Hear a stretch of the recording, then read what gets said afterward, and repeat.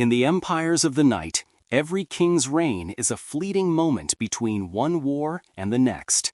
To sit on the throne is to live with a target on your back, knowing that power is a currency paid for in blood, and the final debt is always collected. This is the story of the fall, of how the most feared, the most powerful, the most untouchable men in the world met their end. For some, the end comes not as a whisper, but as a full-scale invasion. Consider Antonio Guillen, known as Tony Tormenta. He inherited the Gulf Cartel from his brother, but he also inherited a war. His former soldiers, the brutal Los Zetas, had become his deadliest rivals. Tormenta commanded his own legion, the Scorpions, and for a time he seemed invincible. But in the autumn of 2010, the Mexican government decided his reign was over. His stronghold, the city of Matamoros, was to become his tomb.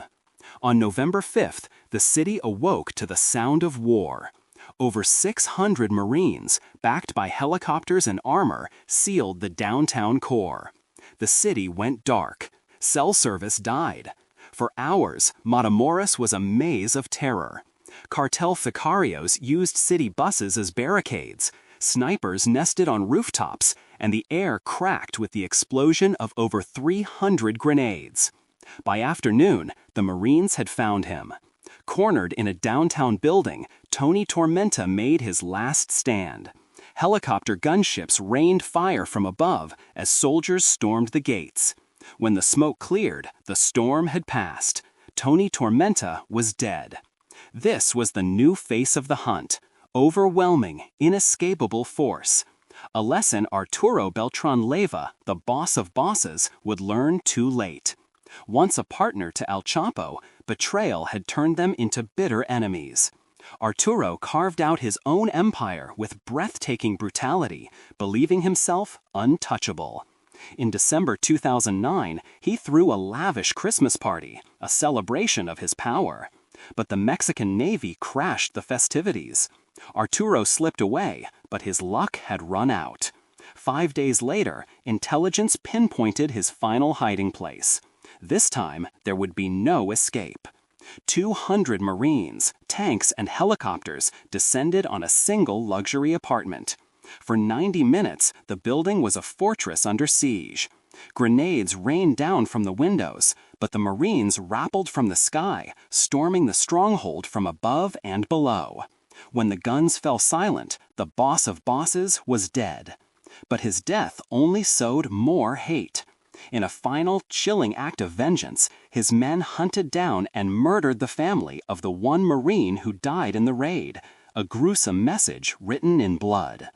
But not every king falls in a storm of bullets. Sometimes the end arrives with a smile, a hug, or in the sterile silence of an operating room. Helmer Pacho Herrera, a leader of the Cali cartel, was a man who lived in the shadows. When he finally surrendered, he likely believed the worst was over. But in prison, old rivalries fester. Rumors swirled that he had betrayed a rival to the DEA. On November 6, 1998, during a prison football match, a man named Rafael Uribe walked onto the field. He was a trusted friend and advisor. Herrera stopped the game to greet him. They embraced, a gesture of friendship. And in that moment, Uribe pulled a pistol and fired 7 shots into Herrera's head. The most private of the Cali bosses died in the most public way, betrayed by a man he called a friend. An even stranger fate awaited Amado Carrillo Fuentes, the Lord of the Skies. His empire was built on a fleet of jets that painted the sky with trails of cocaine, making him worth an estimated $25 billion. But by 1997, the world was closing in. Hunted by 2 governments, he saw a path to escape not in a plane, but on an operating table. He checked into a private hospital for radical plastic surgery and liposuction, a desperate gamble to erase his own face and disappear. But the man who controlled the skies had no control over his own body. Something went wrong. A bad reaction, a broken respirator. The official story is murky, but the result was clear. The most powerful trafficker in Mexico did not die in a hail of gunfire, but suffocated silently in a hospital bed. His death was so unbelievable, the government had to display his disfigured corpse to prove the Lord of the Skies had truly been grounded forever. The cruelest irony, perhaps, was reserved for Griselda Blanco, the godmother of cocaine. She was a pioneer of violence in the Miami drug wars, a woman who ordered hundreds of murders and was credited with inventing the motorcycle drive-by shooting. After years in prison, she was deported to Colombia, an old woman seemingly retired from her life of crime. But the past never lets go. On September 3, 2012, as the 69-year-old left a butcher shop in Medellin, a man on a motorcycle pulled up beside her, raised a gun, and shot her twice in the head. The architect of the ride-by assassination died by her own design. Sometimes the end is not a single event, but a slow, inexorable collapse. The Tijuana cartel, ruled by the Arellano Felix brothers, was a dynasty of terror.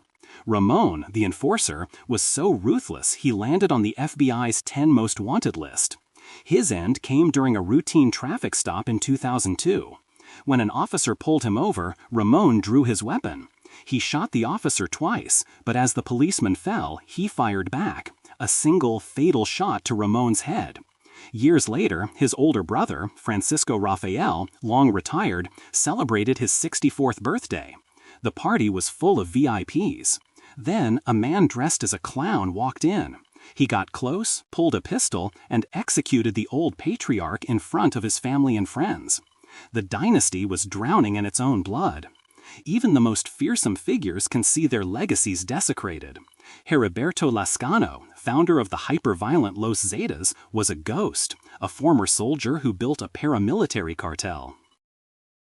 When the Mexican Marines finally cornered him at a baseball game in 2012, the ensuing firefight left him dead, a major victory. But the story wasn't over. Before the government could announce his death, a team of masked commandos stormed the funeral home, overpowered the staff, and stole his corpse.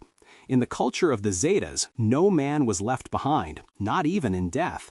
His body was never seen again, a final act of defiance that left the government with a victory they could not prove.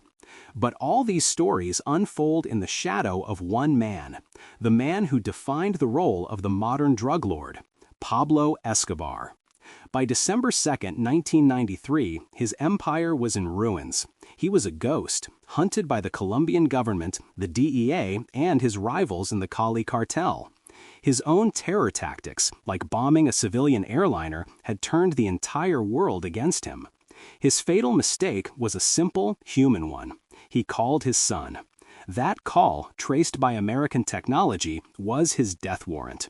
As special forces stormed his safe house, Escobar, the billionaire king, scrambled onto a rooftop like a common thief.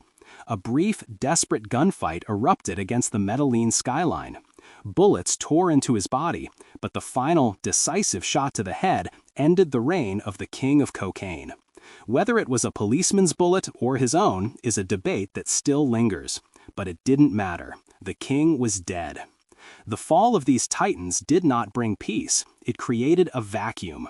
Every death, every arrest was merely an opening for a new, more ruthless player to take the stage. Their stories are a testament to a brutal truth. In the world they built, the throne is not a seat of power, but a gilded coffin. And the crown is the heaviest burden of all, worn only until the next contender comes to claim it. History is filled with these dramatic falls from power. If you want to explore more stories of ambition, betrayal, and the ultimate price of power, be sure to subscribe to our channel and join the conversation in the comments below. We'd love to hear your thoughts.